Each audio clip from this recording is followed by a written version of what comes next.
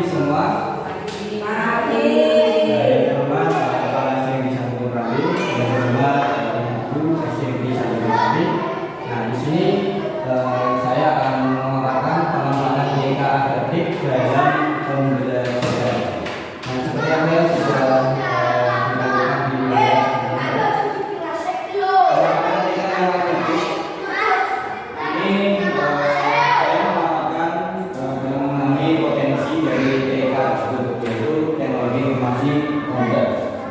yang pertama ini adalah asas kiras, di mana TIK memungkinkan siswa mengakses materi pembelajaran kapan saja dan di mana saja. Jadi tadi tujuannya adalah supaya siswa atau kita bisa mengakses materi pembelajaran kapan saja dengan memandangkan itu. Kemudian yang kedua yaitu personalisasi, di mana personalisasi ini adalah pendekatan individual, memungkinkan siswa belajar sesuai kemampuan masing-masing. Nah, ini yang disebut dengan personalisasi, di mana mereka mendukung pendekatan individual. Jadi setiap kita memberikan materi tentang arti pembelajaran, jadi setiap siswa harapannya adalah bisa memahami satu persatu. Dan yang ketiga adalah interaktivitas. Interaktivitas ini TIK meningkatkan keterlibatan siswa dan dengan menawarkan berbagai aktivitas interaktif. Nah, aktivitas interaktif ini nanti bisa diterapkan oleh siswa melalui modul belajar. Di mana di dalam modul belajar itu nanti ibu semua di sini bisa memanfaatkan modul belajar dengan memanfaatkan TIK Adaptif yang interaktif, yaitu melalui fitur yang sudah saya berikan, dimana nanti fitur itu ada fitur yang bisa kita manfaatkan di dalam modul belajar. Nah, fitur itu yang pertama adalah Canva. Nah, dimana Canva ini sudah familiar ya di lingkungan pendidikan khususnya di Indonesia, karena Canva ini mempermudah kita sebagai guru untuk membuat belajar, kemudian membuat video pembelajaran, tentunya video pembelajaran yang lebih interaktif. Nah, pemahaman fitur dalam Canva yang pertama yang perlu Bapak Ibu ketahui pastinya adalah template design. Nah, template design ini kan yang nantinya yang akan membuat yang belajar, video pembelajaran dan lain ini yang akan membuat anak-anak itu tertarik untuk mengikuti pembelajaran yang sudah kita buat. Nah, Canva menyediakan beragam template siap pakai untuk presentasi, kemudian poster dan konten visual lainnya. Nah, kalau presentasi itu konteksnya adalah kita sebagai guru nanti yang biasanya bisa kita tampilkan melalui modul belajar atau pelan belajar yang bisa menggunakan di layar, tentunya bisa menggunakan peralatan TIK lainnya. Kemudian ada elemen desain. Nah, elemen desain ini juga sangat menarik dan sangat penting juga, karena di dalam elemen desain ini Canva menawarkan koleksi foto, ilustrasi, icon, dan font berkualitas tinggi yang dapat diakses secara mudah. Nah, jadi ibu semua di sini kalau kita membuat template, nah istilahnya elemen desain ini adalah kalau dalam bahasa kita itu bisa dari hiasan atau hiasan yang bisa kita gunakan untuk memperindah atau mempercantik template yang akan kita lakukan. Dan yang kedua adalah kolaborasi. Nah, Canva memungkinkan kolaborasi real time. Real time di mana real time itu adalah nyata dalam waktu, sehingga siswa dapat bekerja bersama dalam proyek desain. Jadi Canva ini bisa kita terapkan atau bisa kita implementasikan dengan peserta didik kita atau murid kita, yaitu sesuai dengan kebutuhan kelas masing-masing. Nah, mungkin kalau kita ingin memanfaatkan Canva, pastinya kita memerlukan yang namanya HP atau laptop. Nah, karena kebutuhan kita di sini mungkin terbatas. Nah, harapannya nanti setiap anak mempunyai koneksivitas yaitu HP. Jadi bisa kita manfaatkan untuk pemanfaatan fitur-fitur Canva. Nah, untuk Canva ini selain elemen desain elemen itu juga ada unggah foto. Ya, unggah foto itu fungsinya foto yang akan kita gunakan, foto yang sesuai kita butuhkan. Misalnya foto dari diri sendiri, foto dari referensi yang lain yang bisa ditampilkan dalam fitur Canva. Nah, di sini juga ada contohnya, jadi ada elemen-elemen yang bisa kita manfaatkan. Jadi di dalam elemennya tidak hanya ada fitur ini, masih banyak yang mungkin koleksi-koleksi dari fitur Canva. Apalagi di Canva sekarang juga ada fitur namanya adalah AI dengan bisa menggunakan kata asli. Di mana kata asli ini bisa kita manfaatkan untuk membuat media aja, membuat dan aja dan lain. Jadi cukup kita mengetikkan apa yang kita inginkan, nanti AI kata asli itu akan bekerja sendiri secara otomatis. Nanti juga bisa diekspor ke PowerPoint, kemudian bisa diekspor ke dokumen dan lain-lain. Itu adalah manfaat AI melalui Canva. Karena di sini saya ingin memberikan sedikit gambaran saja dulu. Kemudian untuk fitur yang kedua yang bisa kita manfaatkan adalah fitur PowerPoint. Nah, di dalam fitur PowerPoint di sini yang pertama ada Slide Master. Nah, Slide Master ini memudahkan konsistensi desain antara slide dalam presentasi.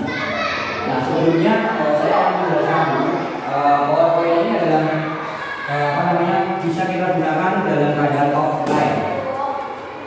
Tidak lagi dengan Canva. Kalau Canva kita membutuhkan yang namanya jaringan internet. Canva punya jaringan internet karena tidak bisa kita akses. Tetapi kalau PowerPoint ini kita tidak memerlukan jaringan internet. PowerPoint bisa kita manfaatkan slide-nya itu dengan offline. Jadi untuk PowerPoint ini bisa kita gunakan sebagai alternatif ketika kita biasanya menggunakan Canva, tiba-tiba internetnya mati atau kuotanya habis. Nah, nanti kalau kuota habis bisa gimana? Kemudian fitur yang pertama tadi ya, kita lanjutkan, yaitu memudahkan konsistensi desain antara slide dalam presentasi. Kenapa ini bisa dikatakan konsistensi? Jadi ketika kita sudah memilih satu template itu akan mengikuti ke slide kedua, slide 3, keempat dan berikutnya. Itu kalau dalam PowerPoint. Bedanya kalau di Canva kita bisa setiap slide bisa kita ubah bentuk-bentuk template itu sudah. Kalau dalam PowerPoint juga bisa, tapi dengan catatan kita bisa menambahkan fitur yang namanya desain, kemudian nanti kita pilih file profil, pilih gambar yang bisa kita inginkan. Kemudian yang kedua ini ada animasi dan efek transisi. Nah, efek transisi adalah setiap slide nanti ada transisinya, di mana transisi itu fungsinya adalah untuk menambah visualisasi dan interaksi dalam presentasi. Jadi di setiap slide memberikan transisi, yaitu gambar bergerak, di mana setiap gambar bergerak itu mempunyai gambar-gambar berbeda dengan transisi. Kemudian yang ketiga adalah slideshow, membimbingkan presentasi dalam bentuk slide dengan fitur kontrol dan pengaturan. Nah, di dalam PowerPoint yang paling peran penting dalam PowerPoint itu adalah slideshow atau transisi dan animation. Dan kita juga bisa menggunakan fitur action dan highlighting. Nah, di mana fitur action ini bisa kita tambahkan dalam setiap gambar di dalam slide. Nah, action itu bisa kita mungkin kalau di dalam PowerPoint kita menjelaskan judul. Nah, judul yang pembelajaran yang kita inginkan itu apa, kemudian ada tujuan pembelajaran. Nah, di tujuan pembelajaran itu kita bisa menggunakan fitur menu, di mana fitur menu ini bisa kita manfaatkan dengan action. Di dalam action itu nanti kita bisa memilih suara, bisa memilih desain dan sebagainya. Nah, ini adalah gambaran dari PowerPoint. Kemudian yang ketiga yang kita jelaskan adalah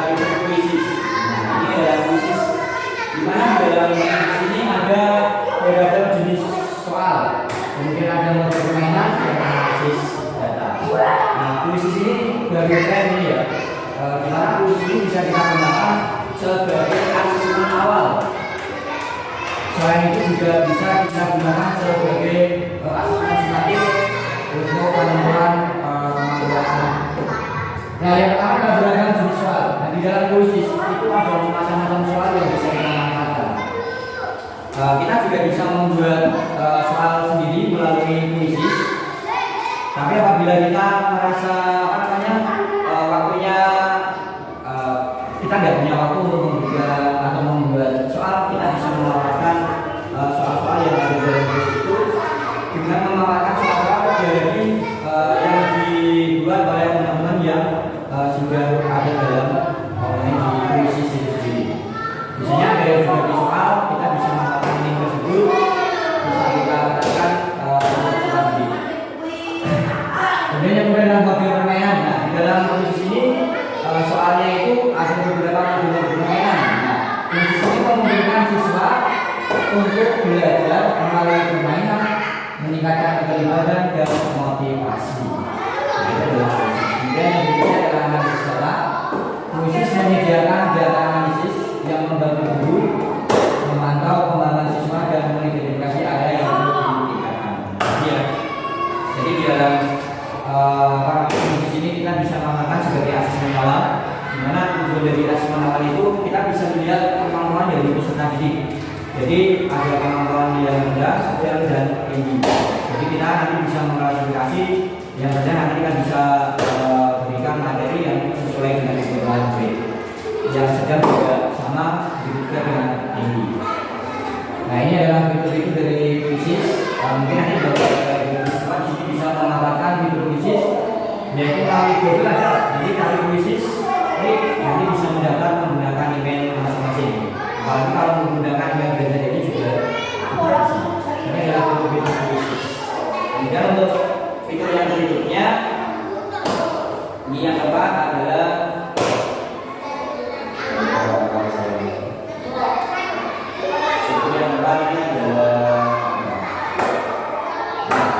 yang keempat ini adalah fitur Google Form. Nah, Google Form ini adalah yang pertama adalah kuesioner, di mana kuesioner ini yang pertama membuat kuesioner untuk mengumpulkan data dan dari siswa. Nah, ini fungsinya juga sama dengan kuisis. Cuma kalau kuisis itu lebih interaktif dan lebih dominan ke sebuah permainan. Tetapi kalau di fitur Google Form ini juga bisa kita gunakan sebagai asesmen sumatif untuk mengumpulkan data dan tentang dari siswa. Ini juga bisa kita gunakan sebagai refleksi kita seperti dulu dalam beberapa materi. Nah, kemudian yang kedua adalah tes dan quiz. Nah, membuat tes dan quiz online untuk menilai pemahaman siswa. Ini sama tadi ya, sebagai asesmen sumatif. Untuk cara fitur Google Form ini kita bisa menggunakan aplikasi web. Kemudian nanti guru semua di sini bisa mendaftar melalui email masing-masing. Bisa menggunakan email. Kalau email biasa saya lebih menyarankan menggunakan email biasa, jangan menggunakan email belajar ID, karena kalau menggunakan email belajar ID, link yang bisa membuka adalah kita sendiri. Jadi tidak bisa dilakukan untuk semuanya. Nah, di Google Form nanti lebih jelasnya di situ ada fitur-fitur soal pilihan ganda, kemudian ada soal isi yang singkat, ada soal menggabungkan. Kemudian yang ketiga adalah analisis data. Nah, memberikan data analisis yang komprehensif untuk memahami hasil data siswa. Nah, di dalam pembuatan Google Form ini, guru semua di sini bisa memanfaatkan Google Form di settingan dalam pembuatan Google Form itu ada di mana setiap soal bisa kita atur jawaban yang benar, kemudian jawaban yang benar bisa kita atur mendapat nilai yang sesuai yang kita harapkan. Misal contoh kita memiliki soal 10 soal. Nah, jika satu soal benarnya mendapat nilai 10, kita juga bisa menyeting di dalam Google Form tersebut. Kemudian di dalam settingan Google Form itu kita juga bisa menggunakan settingan langsung dia skor. Jadi ketika anak mengirim data, mengirim soal, nanti bisa langsung dia skornya.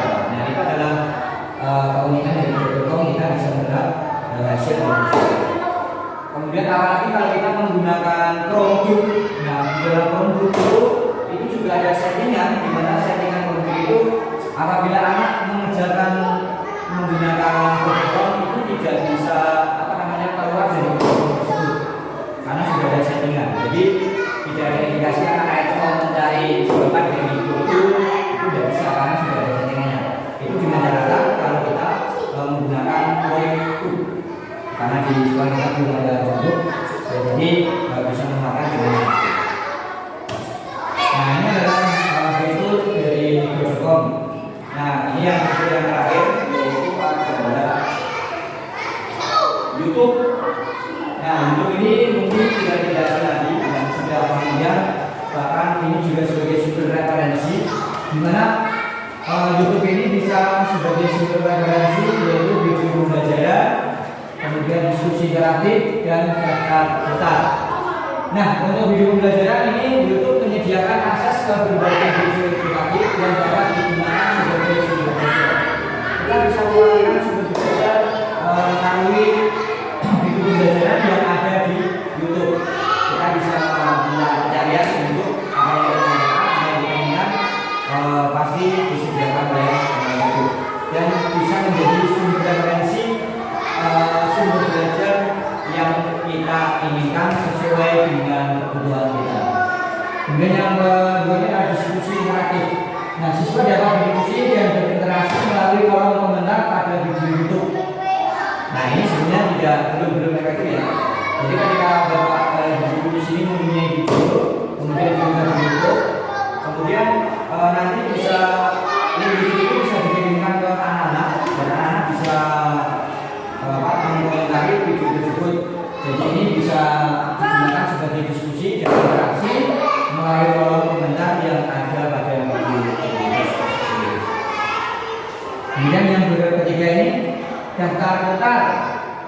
YouTube memungkinkan pembuatan daftar video untuk memudahkan navigasi dan akses ke konten terkait. Nah, daftar ini jadi setiap kita membuat video kita itu bisa menambahkan daftar kota. Di mana di dalam daftar kota ini kita bisa memanfaatkan atau memudahkan kita untuk mencari konten yang kita inginkan.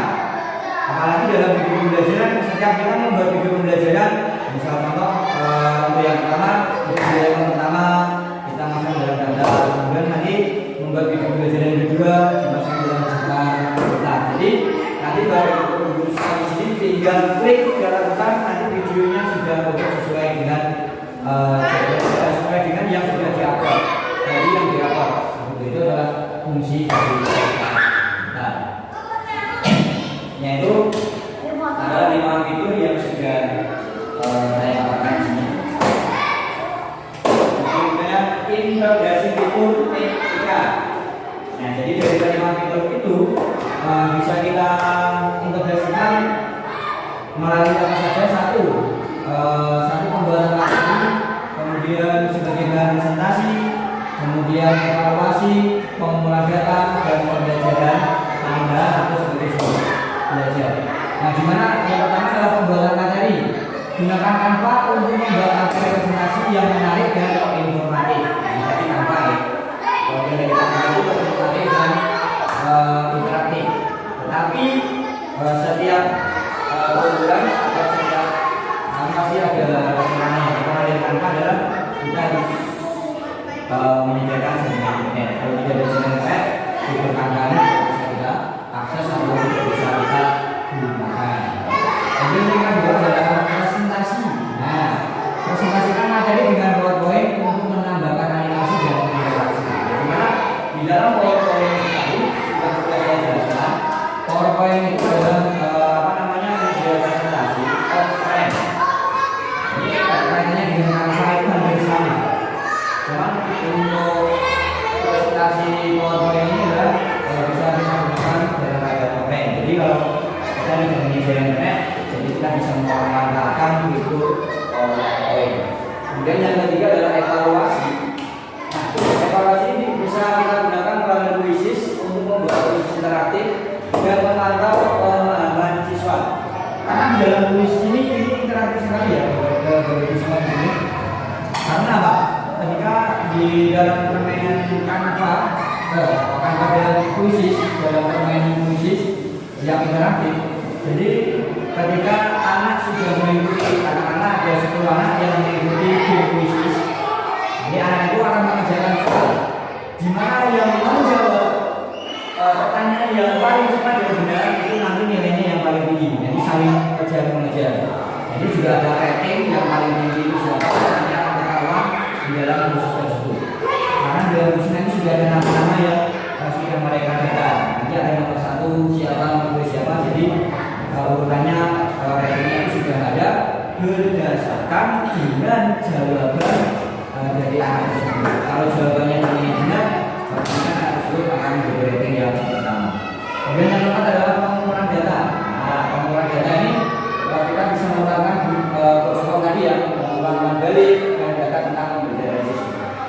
Jadi kalau bapak ibu semua di sini, bapak ibu untuk memberikan pengumpulan balik kepada siswa, biasanya kalau kita bertanya kepada siswa bagaimana pembelajaran pada tahun ini, nah ini adalah secara langsung ya, tulis kelas bagaimana. Kita juga bisa menggunakan video yaitu dengan umpan balik dengan menggunakan video. Jadi menggunakan link, jadi akan bisa menjawab umpan balik itu entah nanti di rumah atau di rumah. Tujuannya apa? Kalau di rumah mungkin bisa berkolaborasi dengan orang tua. Kemudian yang kelima adalah pembelajaran tambahan tadi ya. YouTube, nah YouTube ini sudah tidak familiar lagi karena YouTube ini bisa kita gunakan sebagai sumber belajar. Ya mungkin itu yang bisa saya sampaikan kepada ibu. Sebenarnya terima kasih atas waktunya yang sudah mungkin ada pertanyaan. Ya. Tadi ada 5 fitur yang sudah saya sampaikan. Kira-kira fiturnya apa saja yang perlu lagi?